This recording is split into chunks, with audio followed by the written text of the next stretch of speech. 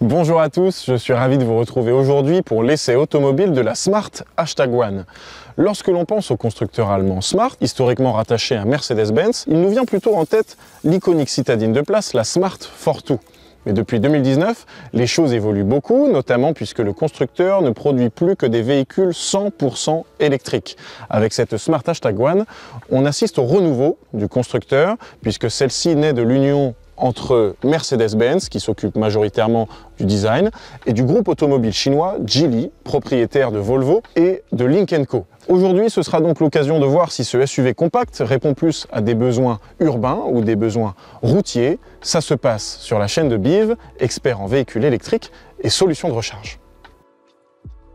Nous accueillons la Smart #1 aujourd'hui dans sa finition Brabus, issue du préparateur automobile allemand du même nom, qui s'occupe généralement de Mercedes, Smart ou encore Porsche. Mais qui dit Brabus dit sportivité, raison pour laquelle nous retrouverons à l'avant et à l'arrière deux moteurs synchrones à aimant permanent, qui annoncent 428 chevaux de puissance pour développer 543 Nm de couple, ce qui est démentiel sur ce SUV compact. En termes de finition, ici nous avons le haut de gamme, Brabus, mais on retrouvera aussi la Pro Plus en entrée de gamme, ainsi que la finition intermédiaire, la Premium. Le véhicule est disponible et embarque une batterie de 66 kWh brut, c'est-à-dire 62 kWh net, annonçant une autonomie pour la nôtre de 400 km en cycle WLTP, mais on retrouvera quelques kilomètres supplémentaires pour les deux autres versions, à savoir 420 sur la Pro Plus et 440 sur la Premium. En ce qui concerne les prix de cette Smart #1, l'entrée de gamme Pro Plus sera disponible à partir de 40 315 €. Pour la nôtre, haut de gamme Brabus, on pourra la retrouver à 47 815 €. Et en parlant tarification, n'oubliez pas que faire l'acquisition d'un véhicule électrique, c'est certes trouver le bon véhicule, mais c'est aussi y associer le bon financement. Raison pour laquelle je vous invite à vous rendre sur notre site internet biv.co afin d'échanger avec l'un de nos experts en véhicules électriques qui saura trouver la solution adaptée à vos besoins. Le design de cette Smart #1 aborde une esthétique plutôt élégante et aérodynamique grâce à ses formes arrondies. Le design de ce dernier a notamment été réfléchi en Allemagne par Mercedes-Benz, raison pour laquelle on retrouvera certains éléments issus de leur gamme EQ. On remarquera d'ailleurs que le regard de ce véhicule est plutôt gentil, ce qui viendra contrebalancer par ce que nous propose Brabus sur cette finition. Et concernant ces éléments, je vous propose d'aller les voir tout de suite. Grâce à ces éléments de design spécifiques à la finition Brabus, notre Smart #1 assume pleinement sa sportivité. Tout d'abord, avec ce blanc digital métallisé, puis avec ce bouclier avant spécifique Brabus, deux entrées d'air sur le capot redessinées, des feux Cyberspark LED Plus avec feu de route adaptatif, et puis si on regarde les jantes, observez plutôt ces jantes type Dynamo 19 pouces, et quand on regarde d'un peu plus près, on observera aussi les étriers de frein rouges, toujours spécifiques à la finition Brabus. Enfin, sur le bas de caisse, sur les côtés comme à l'arrière, on retrouvera cette signature Brabus. En termes de gabarit, à quoi est-ce que peut s'apparenter notre Smart #1? Nous avons concrètement en longueur 4,30 m, ce qui est 3 cm supplémentaires par rapport aux autres finitions du même modèle, 1,82 m de large et 1,64 m de haut. Mais vis-à-vis des autres véhicules, c'est concrètement similaire à une MG4 qu'on peut retrouver chez les constructeurs chinois ou encore notre Renault Mégane E-Tech française. On parlait tout à l'heure de l'autonomie. Rappelons que cette finition Brabus annonce 400 km en cycle WLTP. Il faut admettre que c'est un petit peu en deçà de ce que peuvent proposer les deux autres véhicules que j'ai cités, puisque dans sa version 64 kWh, la MG4 Luxury annonce 435 km, voire même plus de 500 sur sa version batterie étendue, alors que la Renault Mégane E-Tech, elle, en EV60, annonce en cycle WLTP 454 km. En ce qui concerne la clé de notre Smart #1, on retrouvera un design rond, inédit chez le constructeur allemand, un matériau plastique mais malgré tout assez premium, brandé Smart à l'arrière. On y retrouvera trois fonctionnalités. La première au centre pour ouvrir et fermer le coffre du véhicule en restant appuyé. Celle de gauche pour l'ouvrir, ce qui nous permet de déployer les poignées affleurantes. Et puis la fermeture à droite avec son son signature.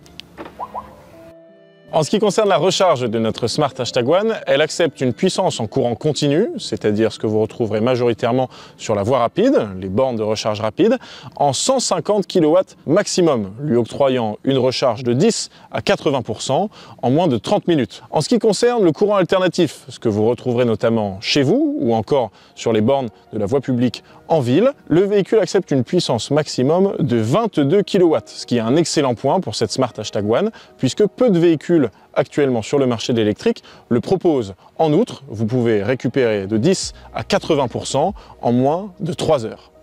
Intéressons-nous à l'espace de rangement le plus important de cette Smart #1, son coffre principal qui se situe à l'arrière. Notez que le haillon électrique est de série sur toutes les finitions de la Smart #1 et petit point intéressant, vous avez la possibilité de régler la hauteur du haillon à votre guise. En ce qui concerne le coffre, nous avons un volume utile de 313 litres. On le jugera un petit peu étroit par rapport à ce qu'on peut trouver chez d'autres concurrents. L'avantage reste d'avoir des petits espaces de rangement latéraux et surtout la possibilité, grâce aux banquettes fractionnables 60-40, d'aller chercher jusqu'à 411 litres de volume utile. Chose intéressante par la même occasion, on retrouvera un double fond qui nous permet de ranger des objets de volume moyen, mais surtout deux câbles, au moins le type 2, voire même le câble domestique. Enfin, si jamais vous devez y placer des objets trop longs, vous avez une trappe à ski au milieu. Observons désormais le deuxième espace de rangement disponible que l'on nomme Frunk. Globalement, un espace plutôt restreint, lui aussi. Je doute qu'on puisse s'y placer un câble de recharge. Le volume disponible ici ne permet que d'y placer une petite pochette. Nous voici désormais à l'avant de notre Smart #1 et on observe directement les finitions issues de Brabus. Premièrement avec la sellerie cuir et Alcantara qu'on retrouve sur les sièges avant et on le verra tout à l'heure aussi les sièges arrière, l'énorme logo Brabus sur les appuis-têtes, les inserts décoratifs sur le côté, les ceintures rouges juste là et puis surtout les surpiqûres qu'on pourra retrouver non seulement sur le volant 3 branches, toujours en cuir et en Alcantara, et ici sur les portières, idem pour le tableau de bord. Niveau design, on sent clairement que Mercedes a travaillé sur le sujet. Déjà, lorsqu'on observe le tableau de bord, très simple, très horizontal aussi. Et puis surtout, cette colonne centrale qu'on retrouve ici. Globalement, on a un premier espace de rangement avec un chargeur induction, deux ports USB-C et j'ai même une prise et un allume-cigare 12 volts. S'ensuit un vide-poche avec deux range-gobelets et même un espace pour mettre mon smartphone. Et selon moi, la meilleure surprise, cet espace-là, à l'arrière de l'accoudoir, qui est réfrigéré et dans lequel je peux aussi placer ma carte de recharge pour ne jamais la perdre. Quelques finitions supplémentaires qui ne déplaisent pas. D'abord, le repose-genou en cuir, très confortable, avec la surpiqûre rouge, typique et spécifique de la finition Brabus. Et enfin, l'éclairage d'ambiance avec 64 couleurs différentes, personnalisables. Quand on lève la tête, on trouve un dernier espace de rangement, un range-lunettes, et puis comment ne pas manquer ce toit panoramique qui nous fait baigner dans la lumière naturelle. Je trouve que c'est vraiment un immense point positif. Je peux le régler ici avec la commande centrale. C'est de très loin l'un des points les plus positifs qu'on retrouve maintenant sur l'ensemble du véhicule. Nous avons pu observer ensemble ce que propose cette Smart #1 sur l'espace, le rangement et évidemment le design de la finition Brabus. Intéressons-nous plus en détail aux connectivités et à la télématique. En parlant de la connectivité de notre Smart #1, on retrouve notre écran principal 12,8 pouces que je peux allumer en appuyant sur cette première commande à gauche. On tombe alors sur ce premier écran d'accueil. En s'intéressant avec un peu plus de précision à notre écran 12,8 pouces, on retrouve toujours cet aspect un petit peu cartoonesque et puis ce petit renard toujours en bas à droite qui nous accompagne tout du long de notre trajet. Globalement, nous avons des raccourcis en haut à gauche, déjà ici l'accès à mes différentes applications. On note un écran qui est plutôt réactif et assez intuitif par la même occasion. L'accès à la navigation avec la possibilité de voir les bornes ainsi que les parkings qui sont les plus proches de notre position. On a ici l'accès au multimédia. Il faut noter que le CarPlay n'est pas encore disponible sur cette Smart #1 puisque la mise à jour n'est pas encore arrivée, mais elle ne saurait tarder pour la fin de l'année. Chose importante et surtout non négligeable, on a ici l'accès à notre caméra 360 degrés. J'ai différents angles de vue qui me permettent d'avoir une vue hyper large, que ce soit à l'avant ou à l'arrière. Et un petit aspect qui me plaît pas mal, c'est surtout la possibilité de rajouter ce petit display juste là, mais qui va venir disparaître si je me mets à trop rouler. L'aspect principal de cette Smart #1 concerne la personnalisation. On a une climatisation bizone que je peux complètement gérer, aussi bien au niveau de l'intensité que de la direction. Un point aussi que je trouve vraiment sympa vis-à-vis de la qualité de l'air, on a le Smart Air qui permet de renouveler l'air dans l'habitacle, idem pour la fonction désodorisation. On souligne le fait qu'on a la présence de sièges avant chauffants qu'on peut gérer juste ici. Et en parlant de personnalisation, on a accès à plein de menus différents. On voit ici la gestion du haillon pour l'ouvrir, le fermer, même la hauteur qu'on évoquait tout à l'heure si jamais on est un petit peu trop petit, l'intensité de la direction assistée. On a la commande qu'on voyait tout à l'heure au-dessus pour le halo panoramique, je peux le gérer ici. Le rétroviseur, idem. C'est vrai que sur les portières, on n'a pas de commande pour gérer le réglage des rétroviseurs. Donc c'est vrai qu'au début, c'est une petite habitude à prendre de le gérer directement sur l'écran. Mais concrètement, beaucoup de choses à gérer par le biais de cet écran principal et je trouve que c'est une bonne chose de conserver un véhicule qui est personnalisable à 100% sur toutes ses fonctionnalités. Maintenant qu'on s'intéresse au réglage de notre Smart #1 un petit peu plus en détail, j'en profite pour indiquer que nous sommes accompagnés par le système son Beats avec 13 haut-parleurs intégrés dans l'habitacle. On a des réglages qui sont vraiment poussés et ça permet de plaire à tous les types de conducteurs. Si vous avez besoin de vous renseigner sur l'état du véhicule pour préparer un trajet par exemple, vous avez toutes les informations nécessaires ici dans l'onglet état du véhicule. Vous pouvez par ailleurs le paramétrer aussi bien sur les aspects conduite, contrôle que confort avec tout l'équipement embarqué. On a notamment une alerte fatigue par le biais des petites caméras qui sont juste devant le volant. Je peux toujours trouver ma voiture par le biais des klaxons, des appels de phare. Ce qu'on retiendra de notre écran principal sur cette Smart #1 concerne non seulement la personnalisation au niveau de l'esthétique, au niveau de la conduite, mais surtout des informations utiles de notre véhicule. En ce qui concerne l'écran conducteur, on remarque déjà un écran qui est quand même assez étroit, mais mine de rien, qui résume les informations les plus importantes et surtout les plus utiles. On retrouve toujours cette espèce de thème cartoonesque qu'on retrouvait sur l'écran principal tout à l'heure. Globalement, on va allumer le véhicule, donc j'ai juste à appuyer sur la pédale de frein et à mettre le mode drive. En bas à gauche, j'ai mon niveau de batterie, on est à 79% à l'heure actuelle, et le nombre de kilomètres qu'il est censé me rester. Pour le moment, la vitesse, toujours à gauche. Puisque nous sommes à l'arrêt, il ne lit pas de panneau de signalisation. J'ai l'heure en haut, mon véhicule qui peut détecter les obstacles potentiels au centre, mes avertisseurs d'angle mort, la température et puis aussi ma vitesse enclenchée comme on l'observe en bas à droite. J'ai enfin les petites icônes d'aide à la conduite juste là avec le régulateur de vitesse et puis le Lane Assist. Pendant que je roule, j'ai même la possibilité d'accéder aux informations utiles de mon trajet en appuyant simplement sur le bouton Trip à droite de mon volant.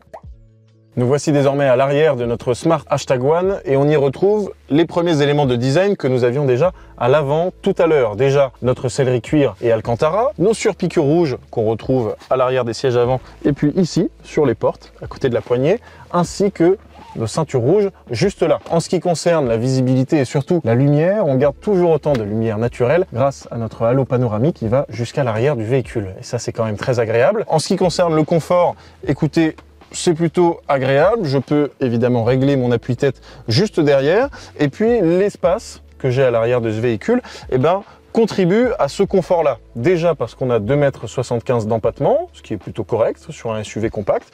Et puis regardez, là j'ai quand même une bonne grosse dizaine de centimètres qui vient séparer mes jambes du siège à l'avant, alors qu'il est plutôt reculé en arrière. Ensuite, chose que je trouve très intéressante sur cette Smart #1, c'est la possibilité d'avoir 5 vraies places, dont 3 à l'arrière. Alors celui qui serait au milieu, forcément, il va perdre un petit peu de confort, puisque juste derrière moi se situe un accoudoir qui est dépliable, mais quand même, je peux positionner mes pieds sans trop de difficulté, puisque j'ai un tunnel de servitude qui est plutôt bas. Ensuite, en ce qui concerne la garde au toit, je vais me remettre sur l'autre place à gauche, j'ai quand même pas mal d'espace. Pour rappel, je fais 1,80 m et pourtant, il y a quand même quelques centimètres assez larges qui viennent me séparer du haut de l'habitacle et puis je peux même aller en chercher un petit peu plus ici avec le halo panoramique. Deuxième point positif à l'arrière de cette Smart #1 qui va en plus de cela compenser le volume plutôt faible qu'on va retrouver dans le coffre principal, la possibilité de faire coulisser les sièges arrière sur une longueur de 13 cm, notamment très pratique aussi bien sur ce siège là que sur ces deux là si vous avez des enfants. En ce qui concerne les rangements, rangement, enfin, on retrouvera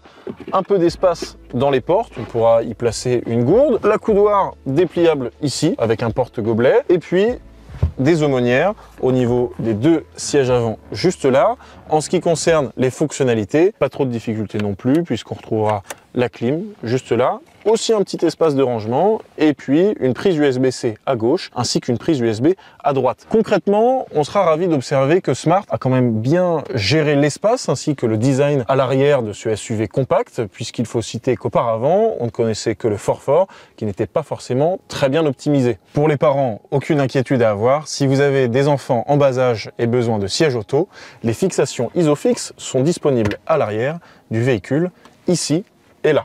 Concrètement, pour une Smart, eh bien c'est plutôt positif de retrouver autant de confort. Auparavant, sur la Fortwo ou même la Fort, on n'avait pas autant d'espace, évidemment. On était sur des volumes beaucoup plus restreints. Cette fois-ci, comme on l'a vu, aussi bien à l'avant qu'à l'arrière, on bénéficie de tous ces critères que l'on jugera positifs. C'en est tout pour la présentation de cette Smart #1.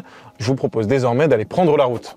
Assez surprenant, sur cette Smart #1, on observera qu'il n'y a pas de bouton Start and Stop. Alors pour démarrer, c'est très simple, je place mon pied sur la pédale de frein et sur le commodo, j'active le drive. On est en mode confort, freinage régénératif standard. Mon véhicule m'annonce 79% de batterie et visiblement 315 km d'autonomie restante. C'est parti. J'ai mon affichage tête haute. Celui-ci est très lisible. Là, vous voyez, typiquement, j'ai mis mes clignotants parce que je vais aller à droite. J'ai directement le display de ma caméra 360 degrés qui s'active et on remarque que le son des clignotants est en stéréo. Je l'ai sur mon ampli à droite. C'est assez spécifique, je trouve ça sympa. On notera qu'on a un freinage assez souple. J'ai l'impression qu'il faut appuyer assez fort sur la pédale quand même. On sent le frein moteur qui est déjà assez fort là dans une petite courbe qu'on vient de prendre. On a des suspensions qui sont pas mal. Elle gagnerait quand même à être un petit peu assouplie. Le volant est confortable. Mine de rien, ce mixte cuir Alcantara est vraiment agréable au toucher. Comme on l'a vu tout à l'heure, on est sur des dimensions type Renault Megane E-Tech, MG4, et j'ai pourtant la sensation d'être dans un véhicule qui est un peu plus gros que ce qu'on conduit, donc ça donne quand même un peu de hauteur par rapport à la route. Par la même occasion, on se sent pas non plus trop gros. Niveau visibilité, c'est très correct. Là, on est sur une partie assez urbaine.